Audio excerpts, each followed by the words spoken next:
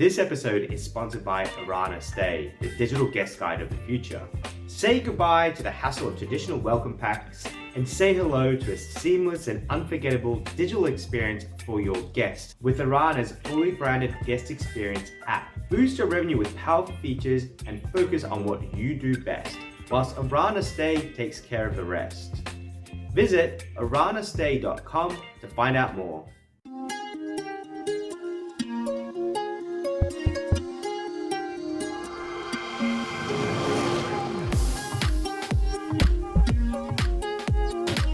Okay, everybody, welcome back to another episode of the Accommodation Show. It's so nice to have you on board. This week, I'm joined by the amazing, the legendary Jenn Boyes. Welcome to the show. Hey, Bart. Great to be here. I've been looking forward to this because I've known you for a little while and we have had some conversations. And our conversations were inspiring because we both are huge bookdirect advocates. And this week, we're going to be talking about all things direct bookings and how to be even more successful than we already are. And you are one of those people that just shares their passion or the same passion that I do. So I'm so glad to have you on. Thank you so much for joining us. That's great. I know we're aligned, aren't we, in our book direct movement? Yeah, look, and I think that what really strikes me is that, you know, there's the whole book direct movement and, you know, everyone should book more direct and that sort of thing. But one thing that strikes me about you is that it's not so much about guest booking direct. It's more about the profitability. It's not about them not booking on an OTA. It's more about the hosts and how they can improve their business and how they can reach out better to their guests and communicate better and create better experiences. So I think we're quite aligned in that way. Would you agree? Definitely. Yeah, I think that, you know, it's booking direct can mean so many different things to people. But when you're driving your own business, instead of waiting for the OTAs just to bring those bookings towards you, you're driving your own business, then you can just have so much more success and more communication with the guest. It's a win-win for both the host, the property owner, property manager, as well as the guest. Yeah, 100%. Beautiful. So look, for those of you that are listening, today we're going to be talking about direct bookings and how to be successful at it. What I'm going to do is I'm going to start us off just by asking you for your background and how you found yourself in this world of direct bookings and being interested in helping out accommodation professionals in this space. Sure. Well, I started, we had a property, an apartment in France. Excuse me. Apartment in France. And it was just after Airbnb had come out and we thought, let's try it. Let's stick it on Airbnb and see what happens. It was in a skiing community. It was a lovely little place. So one morning we got the photos together and we got it all up online. The afternoon I was skiing and my phone was pinging away. And I was like, oh my goodness, this really works. This is exciting. So we had all these bookings come in that day. It was as if I had a magic wand and I just went, wow, this is great. So we continued on, didn't understand booking direct. It wasn't in my consciousness. It was OTA all the way. And then a couple of properties later, we had a 5-bed chalet in Austria. And we went into it thinking, oh, we know more than these people who had it before. We'll get it on Airbnb. The bookings are just going to roll in. It's going to be a cash cow. This is amazing. We got there and what we didn't realize is the market was completely different because every single building in this town was a B&B, a hotel, a villa, a chalet. It was everybody was renting out. We couldn't stand out on Airbnb. Sure. And our bookings, they sort of dried up. And it was like, what? We thought we knew what we were doing. And it wasn't working. And it wasn't until the previous owners they had only done Book Direct. They had only done it through word of mouth and in their network. Yes. Oh, right. They had never put it. This is why we came in thinking we knew everything. I got a phone call one day from a previous guest saying, hey, can we come and stay? We want to book with you. And I was like, well, of course. Yes, come back. We'd love that. And the penny dropped that I could be talking to these return guests to get them back to Book Direct. But what could stop me from actually putting together my own website and starting to put together a brand, bringing in my marketing background, which, was a bit of a light bulb moment for me, to bring in these skills that I had. Why don't I just start going out and getting our own bookings?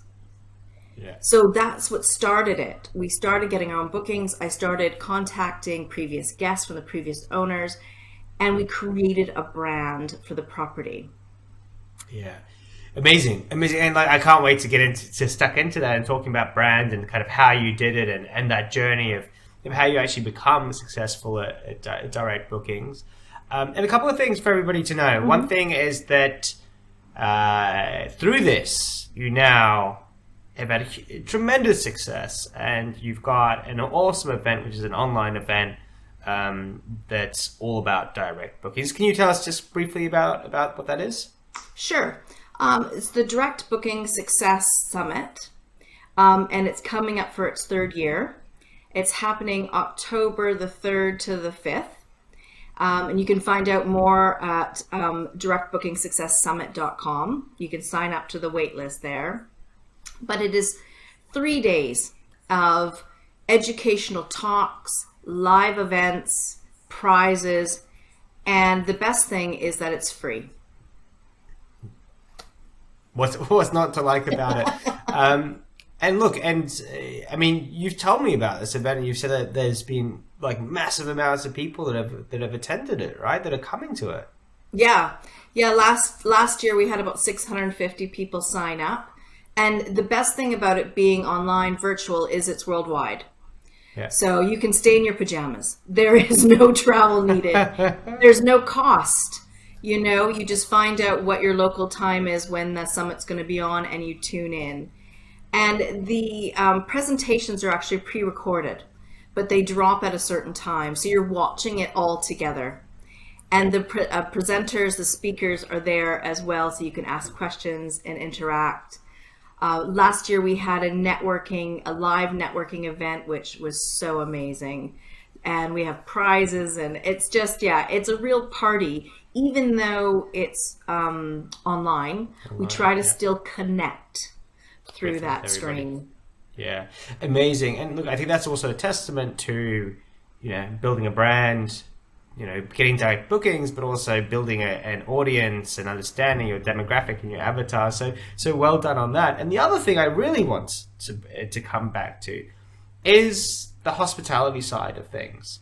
I think that is an absolute key to what it is that we do, to be hospitable, to understand that it's a hospitality business. That, I mean, you said a cash cow, but when you talk about direct bookings, when you talk about the whole lot, you have to be hospitable, and you have a background in hospitality as well. Yeah, my father is a retired hotel manager, so I grew up in hotels my whole life. My first jobs were in hotels. My first job was actually as a mini bar attendant in one of my dad's hotels. And I worked with the maids, and I remember working in the laundry before my shift and seeing how hard these people worked and thinking, oh my goodness, this industry is it's intensive. And I think if I had started maybe on the front desk, my experience would have been a bit different. Mm-hmm. But because I started behind the scenes going into the rooms, and sometimes it was in the rooms before the maids, and I don't want to tell you any stories about things I found, but it was not enjoyable, I have to say. So I really got an early appreciation for housekeeping, maids, their cleaners, and what they put into the business. I then left hospitality and went into design and marketing. That was more what I wanted to do. I continued to work in hotels, and I even worked in a sales and marketing department for one of the hotels as well.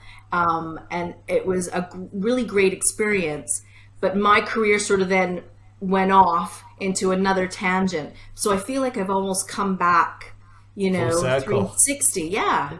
Yeah, it really does feel like I've come back into it because I feel like hospitality is there from just growing up in that world and being surrounded, all our family friends, they were all in the hospitality and tourism world. I love it. I love it, and it's so important that people do understand this because I mean we both have got all this experience, which is so relevant to the work that we do, and I think that from a listener's perspective, everyone needs to know. Everyone needs to know that you are the real deal. You haven't just flown in and gone, oh, I'm going to go on some sort of a wave of direct bookings, which I don't even think it's a wave. I think it's something that's always been there, as you well know. Now, let's get into our topic. Now, everybody knows Jen. Let's start giving some value bombs. What are we doing? So, direct booking strategy. Let's get back to the basics, right? I think that's important that we really help people understand what the core fundamentals are to be successful at booking. So can you help me break that down? Sure. Well, I've got a framework that I use in my direct booking success program. So maybe we can use that. Sure. But it's a 4-part process, really. And the first one is about aligning your branding and messaging. Mm-hmm. Okay.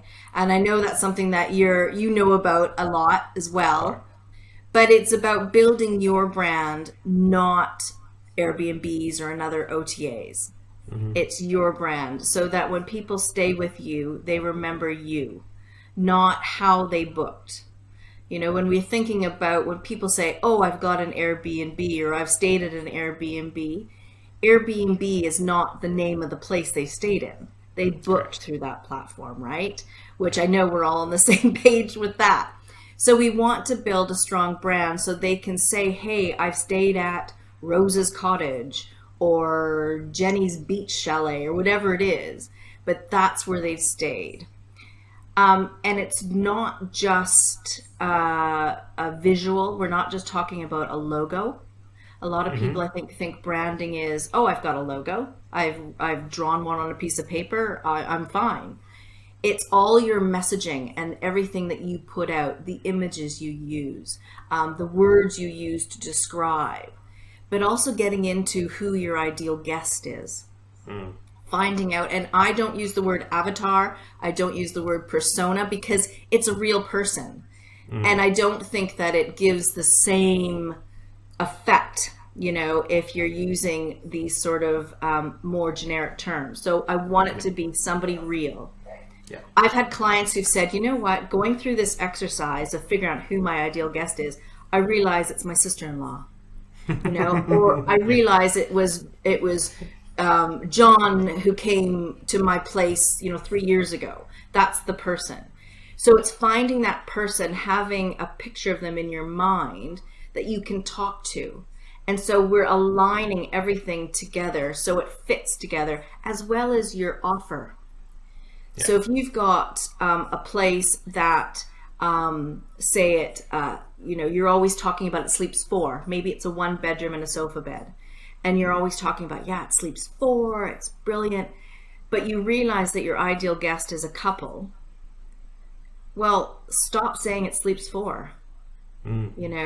Look at who that ideal guest is. What do they want? Okay, it's a couple. It's a woman who's brought her husband away for a romantic weekend. Well, they want something cozy and romantic. So it's aligning everything, all of the above together. That's stage 1.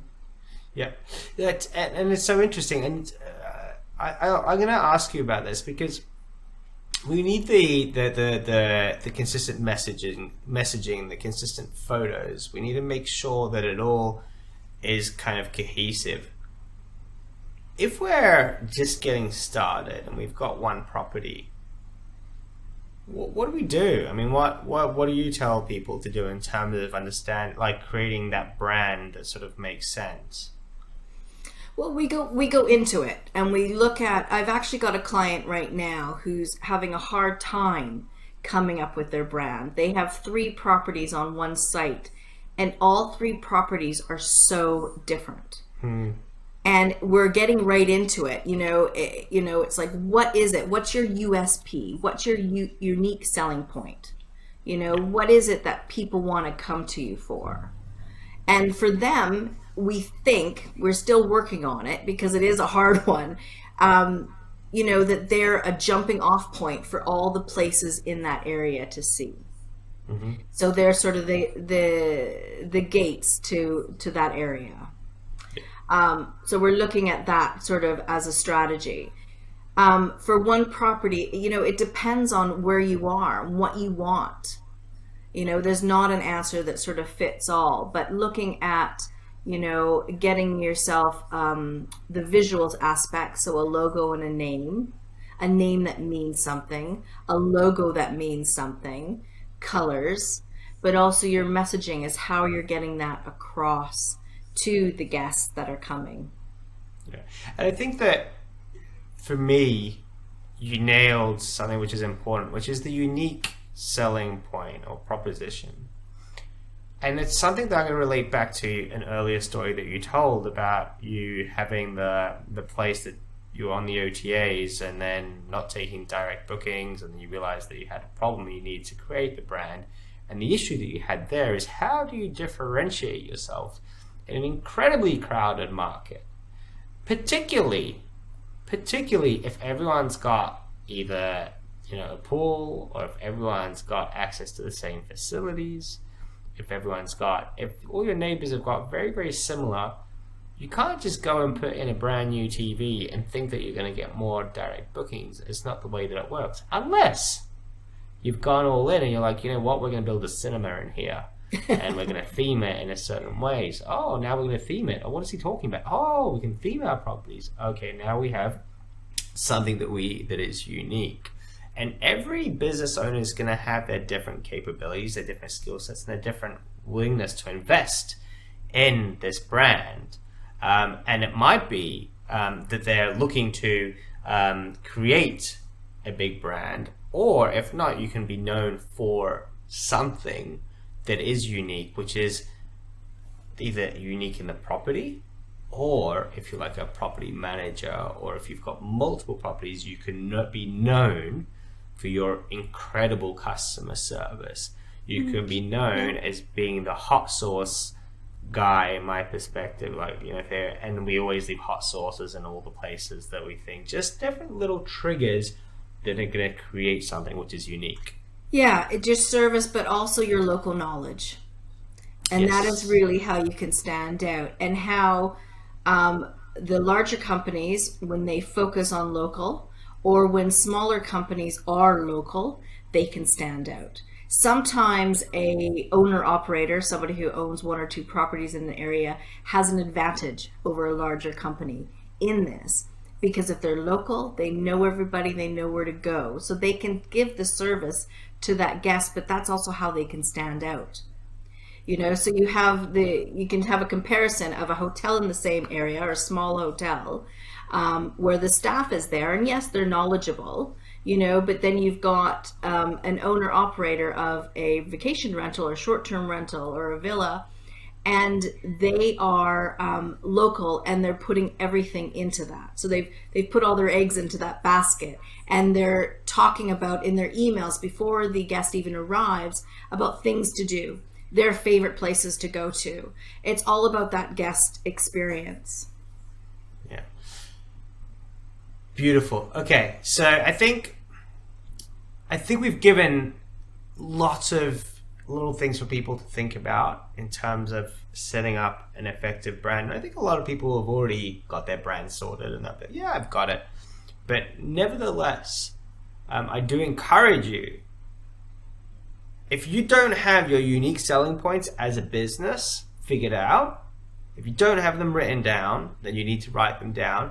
And the strategy for this, by the way, and hopefully you're not doing this all in your course, I'm taking away your thunder.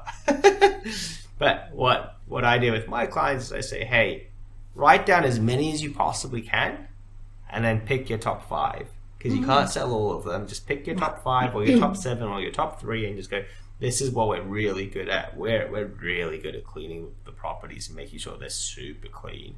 But also flipping it so it's what's good for the guest. Correct. You know, what is the guest getting? You know, Yes. it's not an amenity. I've got a huge TV. Big deal. The next property's got a big TV. What is that giving the guest? Okay, the guest can stay in on a rainy night and have a movie night. You know, we leave popcorn or whatever it is that they can curl up by the fire, and it's what the guest is. That's the USP, not necessarily the amenity, if you will. The benefits, not the feature. There what you would go. it feel like to come into a spotless place or wake up on brand new, I don't know how many threads they need to be, sheets. All right, cool. Before we get too excited and get into it, what's next on our plan? So step 2 is building your reputation online. Okay, and this is all about social media. Okay, so I've got a direct booking success content plan that I work with my clients, and we put together a plan of what to post and where. Okay, and the whole idea is I want to get people out of the mindset of social media having to be this daily task. You know, there's plenty of people who are successful without even dealing with social media. But if you want social media as part of your marketing strategy, let's get it done, let's get it scheduled, and let's forget about it. So it's not hanging. I get so many calls from people who are going, I don't know what to post. You know, I'm feeling like I have to be posting every day and I just don't know what else to say. Well, coming from so that feeling of desperation is never going to work. You're never going to come up with your best ideas. Sitting down and writing out these posts and thinking about what you want to accomplish and achieve with them, which is getting some bookings in. It's not growing your followers. It's not, whatever else it could be. But it's, we're doing all of this for the end result, which is getting the bookings in. So thinking about that process and getting them scheduled. Yeah, love it. And I want to reverse a little bit into the title of that, which you said reputation. So why are we doing social media? We're doing it for reputation, so that people trust that what we're saying is what they're going to get. Or also for referrals, social proof. People are like, oh, they look good, that sort of thing.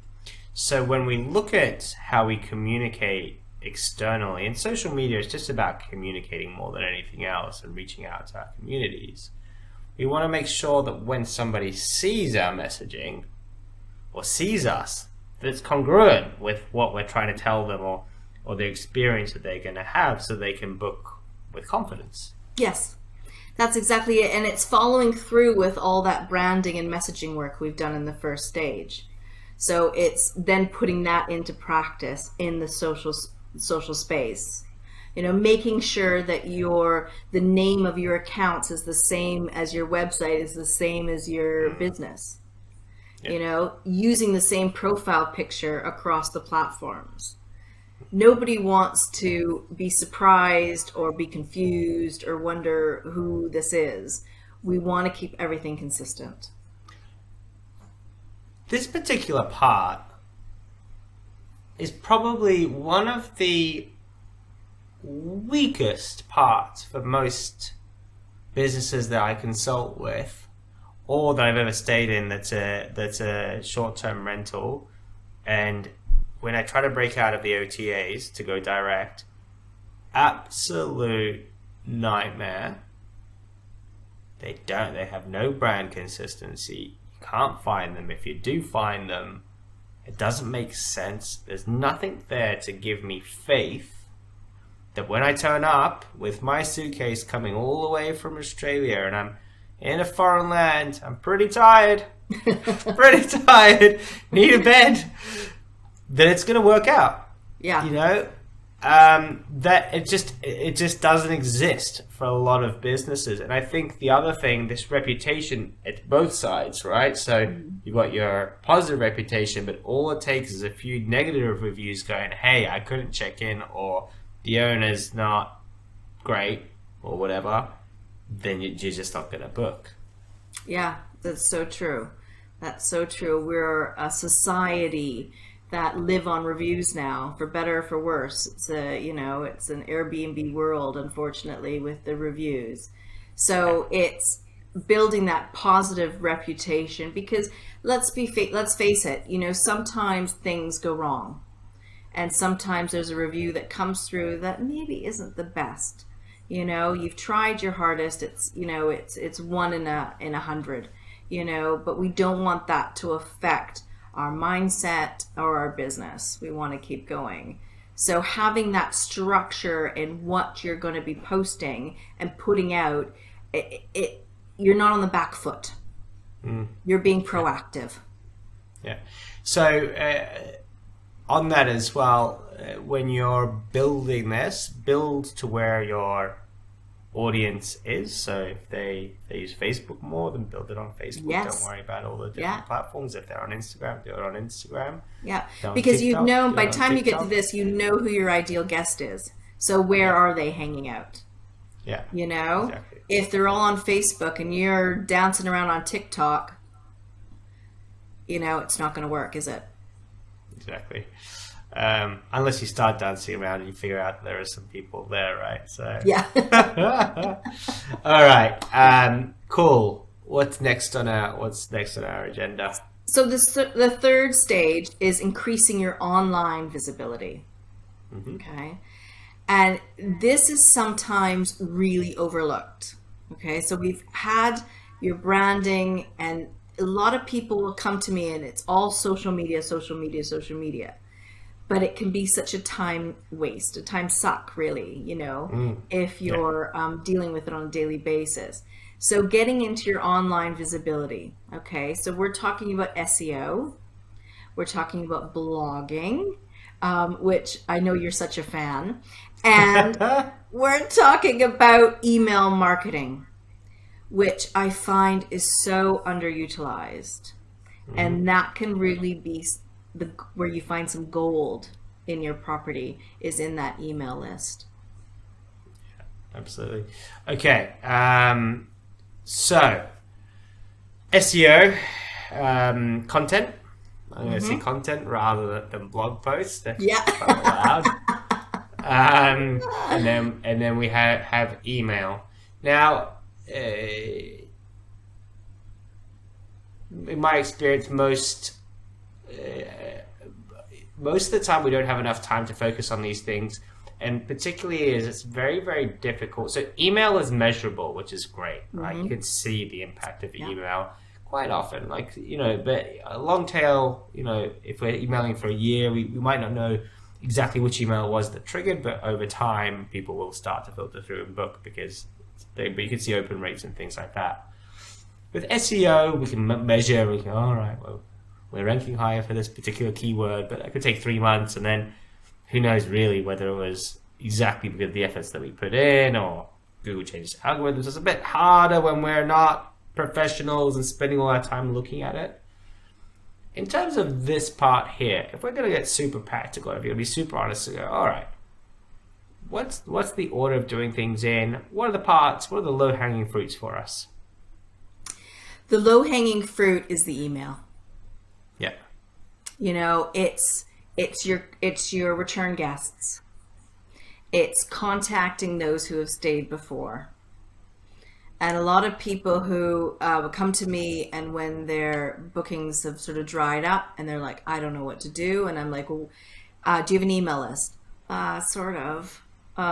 Well, when was the last time you emailed them? I think I emailed them at Christmas. It's like, okay, well, they've forgotten about you. That's where you need to go.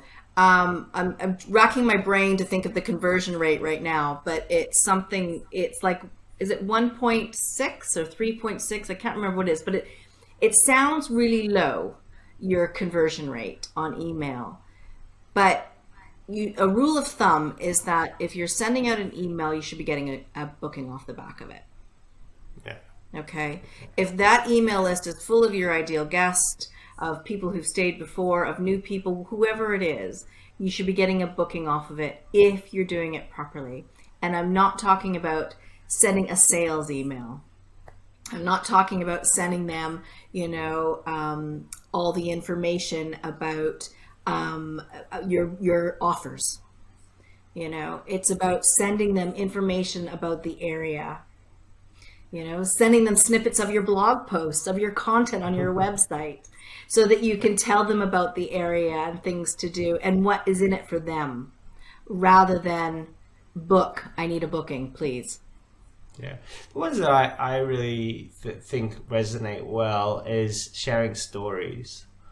And by sharing stories, if we can get stories from our guests, and we can get stories from our guests by asking them for those stories, by having a picture, or having some cues for them to say, hey, tag us on Instagram when you post a picture, and we'll repost it for you. And then generally when they're tagging you, then they'll leave some words, then you've got a bit of a story, you can tell that story. It's a really nice way to engage with your audience and share other people's experiences, so then they go, oh, I like that flavor, I see myself in that, oh, I want that experience, I want a little bit of that. So the storytelling is super great, and that's kind of one way to do it, is to use your guests, but you can also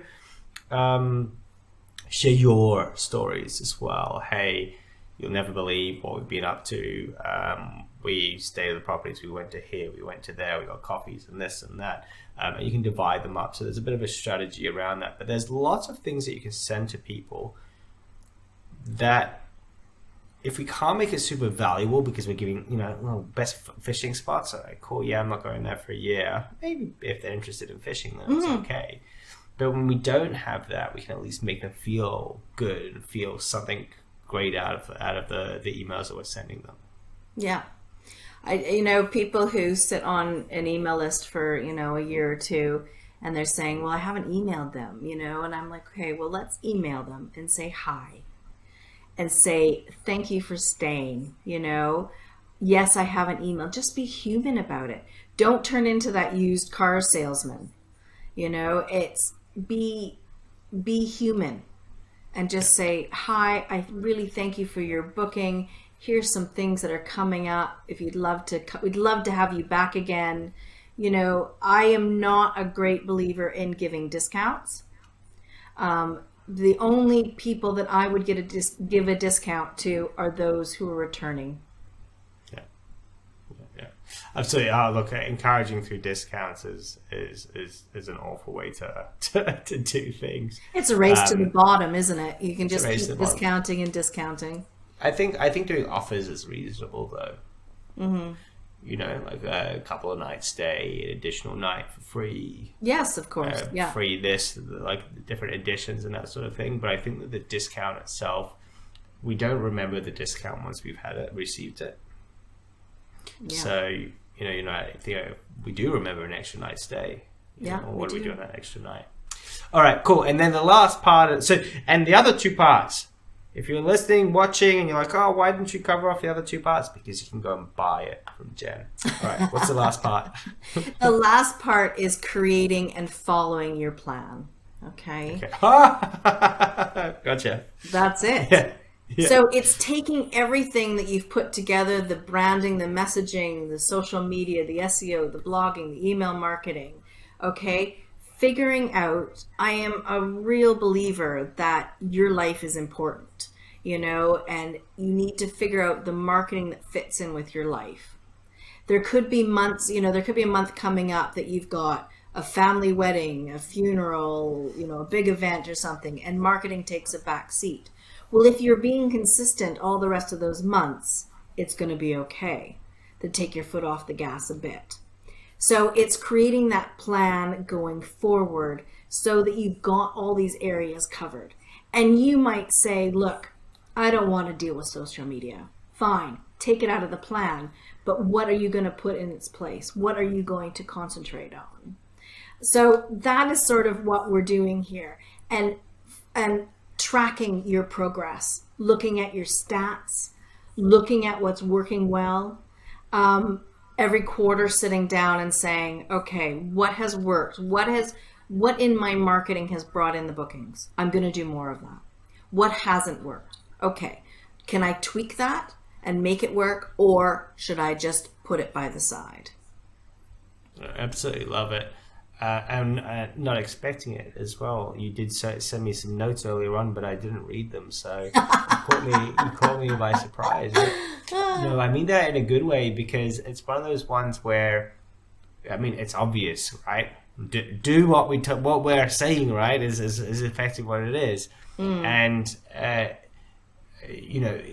it takes a while to create habits. So I think it's like 30 days or 60 days, or someone's come up with some sort of a number. And then once you've created the habit, then you can start to follow that habit, which is part of this plan, right? So what am I going to be doing on a regular basis? What is part of the plan? Yeah. So when we're breaking down a plan and, make a plan and follow it, when you say make a plan, like on a practical sense, what's I know you said, we're going to do social media posts. Are we talking about a daily plan, a weekly plan?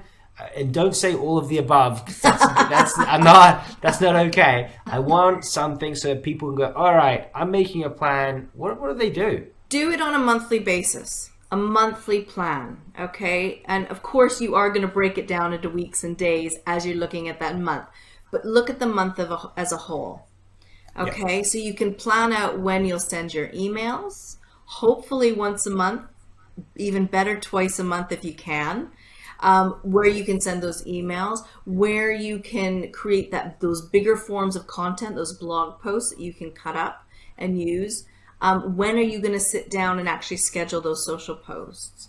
And when do you need to sit down and create all those social posts? So figuring it out. But the reason why I've called this, my whole brand, Direct Booking Success, is that there are so many ways that success means, what am I trying to say? Success means different things to different people, okay? It doesn't all mean that I want to be on a beach sipping margaritas while I have a 1,500 property portfolio that other people manage. That could be a success for somebody. It could be success for somebody with, one or two properties. Could be that they have a consistent stream of direct bookings coming through and not having to rely on the OTAs as much. It depends on your situation, your life. What does that success look like to you? Yeah.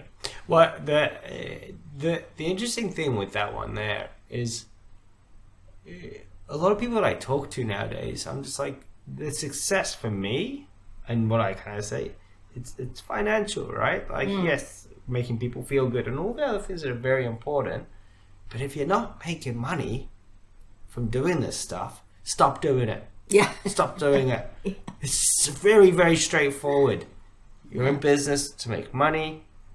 Do it if it's making you money. If it's not making you money, get it out the door, get rid of it, and start doing something else. Now, sometimes it takes time for these things to convert and make money and all that kind of stuff. And I think that you're right. The success can be quantified in so many different ways.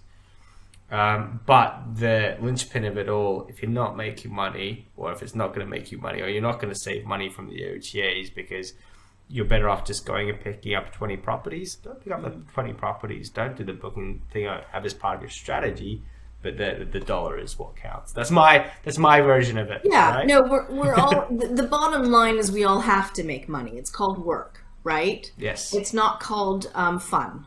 We can have fun while we work, but it is called work. Remember the Seven Dwarfs? They whistled while they worked, right? They were coal miners. They were mining that gold. Not a fun job, but they made it fun. Okay, you don't have to. If you want direct bookings, you don't have to love marketing. It's just that it's something that needs to be done. You need marketing to help drive your direct bookings. So success to you might be, I've got a plan, I can follow it, I don't have to think about it on a daily basis, it gets done, or it saves me time, whatever. Those could be great big successes. But yes, the bottom line is money is coming through. Love it. And this is why I see us working together in the future with my clients, helping them with those book direct strategies and figuring some of this out in terms of what their means are, whilst we're building awesome websites for your clients and all that kind of stuff. So we are a bit of a match made in heaven. We are. Don't tell your girlfriend. Oh gosh, kill me. Look, thank you so much for coming onto the show and taking your time to talk about, I guess it's a topic that we love, but it's really valuable. I know that, for example, people that I want everyone to know that you got up earlier today to get onto the podcast, to record with me. So it does take some work and effort for us to get together and to do this. Yeah, I'm starting my day and you're ending your day. I'm ending my day, ready for bed. If people want to learn more or engage with you, what is the best next step? I would love to invite you to come and book a free call with me, a free 15-minute call. You can head to my website, directbookingsuccess.com/call. I'm sure Bart will put that in the show notes as well. And it's a free 15-minute call, and I am fine to gift that time.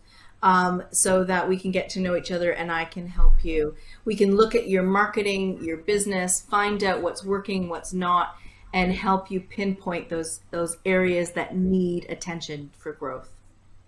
And if you tell Jen that you've come from the Accommodation show, I'm sure she'll give you an extra 5, 10 or 15 minutes on our behalf. So, well, maybe 2.5, we'll see. Maybe 2.5. But do let her know that you've come from the show. Definitely. Folks, thank you so much for watching and for listening. Make sure that you like and give us a subscribe. It means the world to us, and it means that we can continue providing this amazing content to you. Please leave us a review if you're listening on any of the podcasts that enable that. We're looking for as many reviews as we can possibly get. Hit that subscribe button. Thank you so much. Once again, Jen, I appreciate you so much, and I'm looking forward to doing more things with you in the future. Oh, so am I. Thanks, Bart, for having me on. Take care.